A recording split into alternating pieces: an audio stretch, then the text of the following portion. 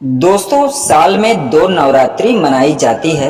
एक चैत्र नवरात्र और दूसरा अश्विन नवरात्र। चैत्र नवरात्रि गर्मी के मौसम की शुरुआत में आती है। इस बार चैत्र नवरात्रि 9 अप्रैल से शुरू हो रहा है। नवरात्र के 9 दिन उपवास रखकर देवी के अलग अलग रूपों की पूजा अर्चना की जाती है।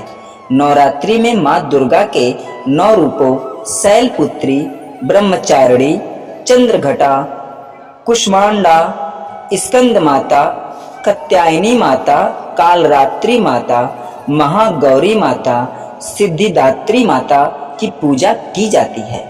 ऐसा माना जाता है कि इन 9 दिनों तक माँ दुर्गा धरती पर रहती हैं और अपने भक्तों की सारी मनोकामना पूरी करती हैं। इस नवरात्रि का महत्व बड़ा ही दुर्लभ है। आइए इस महत्व को हम जानते हैं। हिंदू धर्म में प्रचलित मान्यताओं के अनुसार चैत्र नवरात्रि के पहले दिन माँ दुर्गा का जन्म हुआ था और माँ दुर्गा के कहने पर ही ब्रह्मा जी ने सृष्टि का निर्माण किया था। इसीलिए चैत्र शुक्ल प्रतिपदा से हिंदू वर्ष शुरू होता है।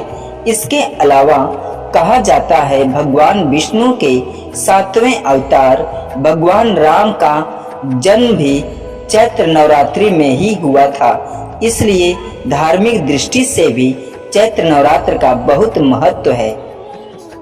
दोस्तों, आइए हम जानते हैं कि क्यों मनाई जाती है चैत्र की नवरात्रि।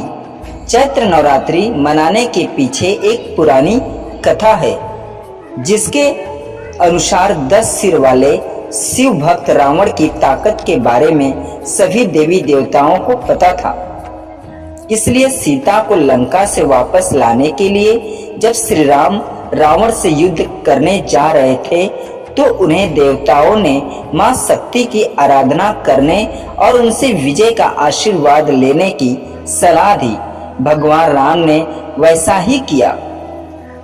भगवान राम ने मां को चढ़ाने के लिए 108 नील कमल की व्यवस्था की और पूजा शुरू कर दी। जब रावण को पता चला कि श्री राम मां चंडी की पूजा कर रहे हैं, तो उसने भी मां की पूजा शुरू कर दी। रावण किसी भी हाल में अपनी हार नहीं चाहता था, इसलिए उसने राम के 108 फूलों में से एक चुरा लिया और अपने राज्य में चंडी पाठ करने लगा। राम को इस बात का पता चला और उन्होंने कम पड़ रहे एक नील कमल की जगह अपनी एक आंख मां को समर्पित करने की सोच ली।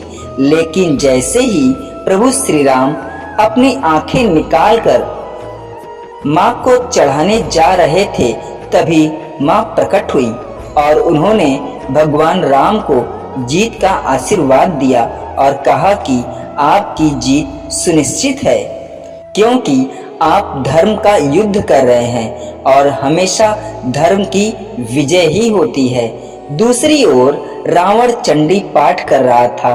तभी हनुमान जी ब्राह्मण बालक के वेश में उसके पास गए और रावण से गलत मंत्र का उच्चारण करवा दिया, जिसके परिणाम स्वरूप राम रावण युद्ध में रावण का अंत हो गया।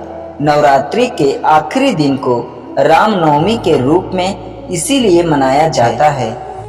नवरात्रि के 9 दिन देवी को प्रसन्न करने के लिए कुछ खास बातों का ध्यान रखें। माँ दुर्गा को रोज लाल फूल चढ़ाए। 9 दिनों तक बाल और दाढ़ी मूछ नहीं कटवाने चाहिए। नवरात्रि के दौरान नॉन-वेज, प्याज, लहसुन आदि नहीं खाने चाहिए। नवरात्रि के दौरान नींबू काटना भी अशुभ माना जाता है। इन दिनों काले कपड़े नहीं पहनने चाहिए। साथ ही चमड़े से बनी चीजें जैसे बेल्ट, बैग और जूते चप्पल भी इस्तेमाल नहीं करने चाहिए। भगवान राम को रावण पर विजय प्राप्त हुई थी। ऐसा माना जाता है कि तभी से नवरात्रि मनाने और 9 दिनों तक व्रत रखने की शुरुआत हुई। ऐसे में भगवान राम ही नवरात्रि के 9 दिनों तक व्रत रखने वाले पहले राजा और पहले मनुष्य थे। तो दोस्तों ये थी माता रानी की कहानी। दोस्तों अगर ये कहानी अच्छी लगी हो तो प्रभु श्री राम के लिए और माता रानी के लिए चैनल को लाइक शेयर सब्सक्राइब जरूर करिएगा। पूरा वीडियो देखने और सुनने के लिए धन्यवाद दोस्तों।